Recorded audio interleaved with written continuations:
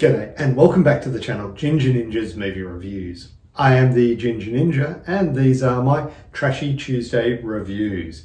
And it doesn't get more trashier than 1980s post-apocalyptic type films. Now, I have a big book about post-apocalyptic films, After the World Ends, and the one we're looking at is this one here, 1990. The Bronx Warriors, as you can see from the title, although it only does say Bronx Warriors up there. I don't know why, but hey, let's not get into that.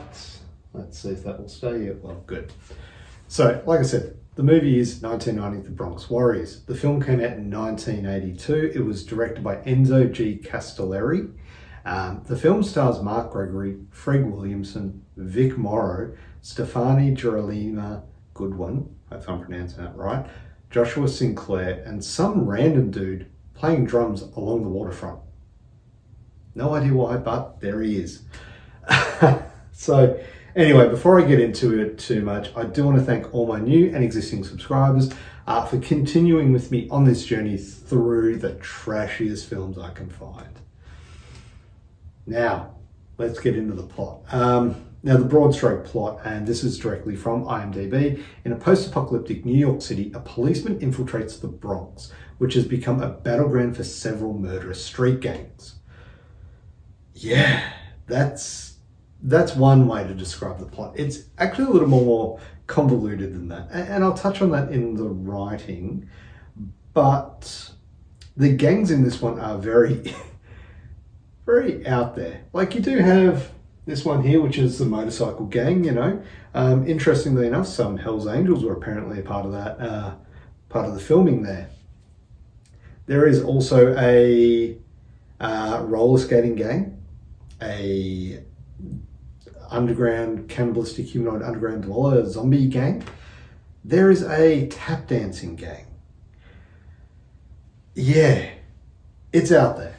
Anyway, I will be discussing plot specifics and spoilers, so if you haven't guessed, well, the film came out in 1982. You've had plenty of time to check this one out. The Bronx is declared a no man's land by authorities, and various gangs rule the streets. A young heiress, played by Stefania Girolami, I think I'm pronouncing that correctly, Goodwin, flees from her privileged life to join a gang called the Riders, motorcycle riders. And it sets off a chain of events that leads to confrontations with rival gangs and the sinister corporation attempting to bring her back.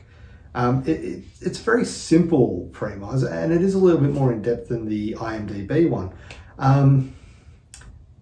It doesn't make a lot of sense, nor does it need to. It's simply the execution and the characters make this a fun ride.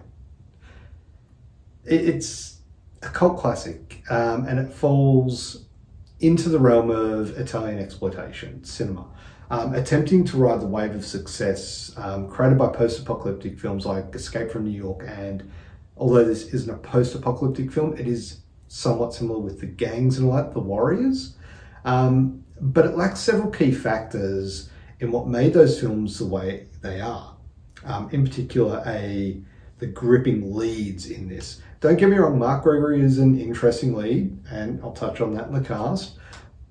But you've got Kurt Russell, like, you know, come on, this guy's no Kurt Russell. But look, that's not to say that this isn't an entertaining journey into a dystopian future where the Bronx is just a lawless wasteland. Okay, so let's have a look at the cast. And look, the film suffers from some cringeworthy dialogue and very over-the-top acting. While some people may argue that actually adds to the film's charm, others might find it very distracting and unintentionally humorous. Now, that being said, our three main leads, Markgregory, vicmorrow, and Fredwilliamson, do steal the show. You know, Markgregory, with his charisma and his tough as nails attitude, adds a level of coolness to the film. It doesn't quite reach that level of coolness that Snake Plissken had, but it's getting there. especially for someone who had really done no acting prior to this. And I'm not saying he's, Oscar worthy or anything like by any means, don't get me wrong, but it just adds a level of, cool to it. Vicmorrow as the villainous Hammer. He delivers a performance that matches the over-the-top tone of the movie, especially in that third act. He literally goes full diabolical villain. It's great to see. It is a lot of fun. Fredwilliamson is another standout as the ogre, the king of the Bronx. Now, the protagonist and the antagonist are painted with very broad strokes in this film, and they kind of conform to their individual roles without offering any significant development or complexity. And as a result, it does become a challenge to invest emotionally in any of the characters or their fates. And that diminishes the overall impact of the movie's narrative. It's also the reliance on stereotypical character tropes that contribute to the overall campy feel of the movie. And now on to the directing and the writing.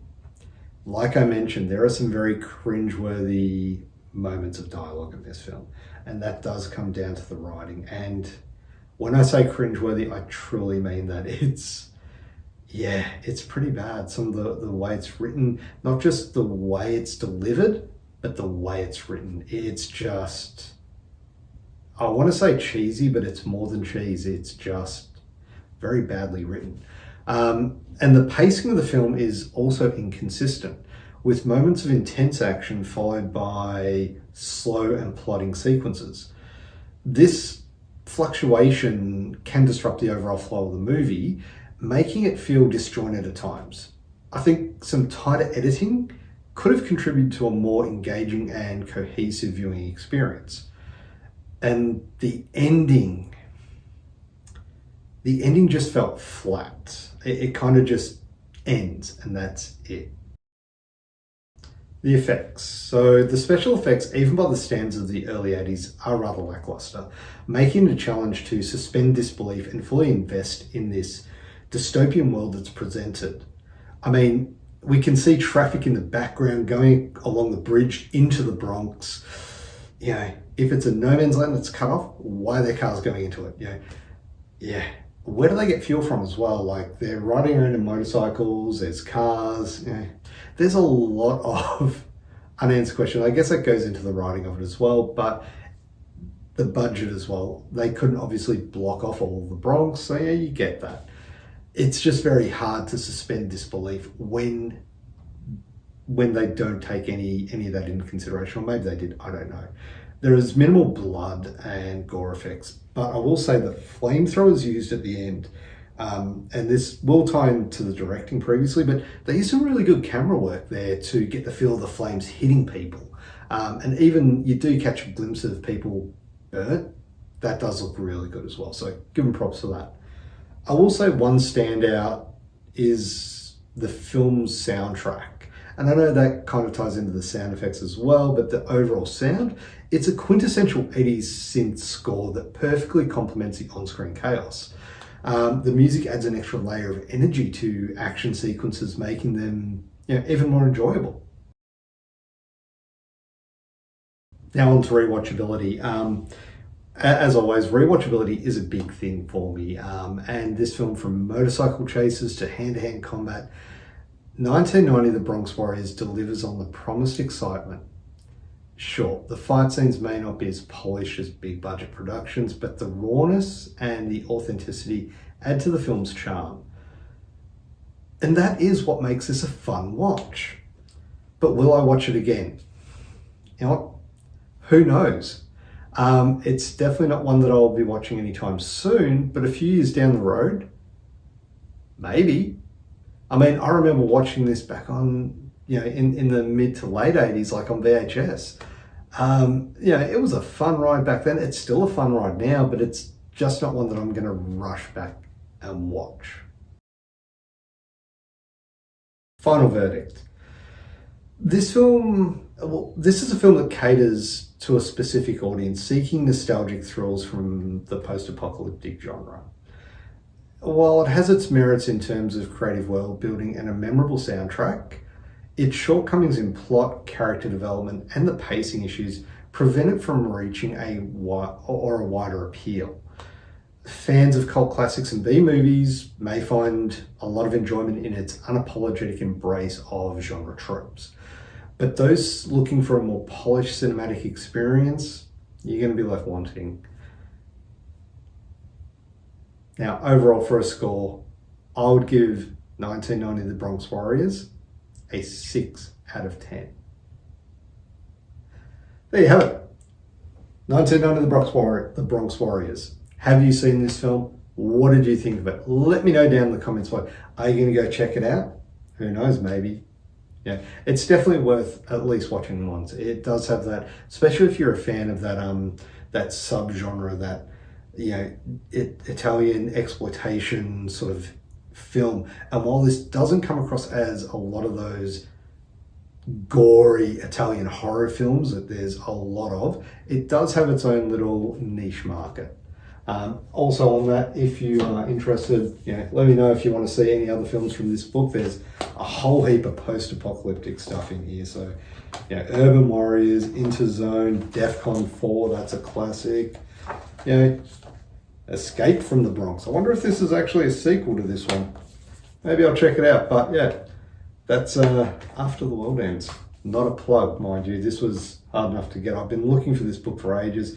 Found it about a month ago, and just grabbed it, had to. But anyway, I'm dribbling on. Look, thank you very much for sticking with me through this review. Obviously, if you haven't already, please do hit that thumbs up button. It'd be much appreciated. And if you haven't, hit that subscribe button. Subscribe to my channel for future content. Hit that notification bell so you're notified every time I do release a new review, or if I do a new live stream. I do have a few in the pipeline coming up. I've got a few other things as well, so everything's going full speed ahead, so which is awesome. But hey, I'm just blabbering on now. So thank you very much for watching. Have a great day. Bye.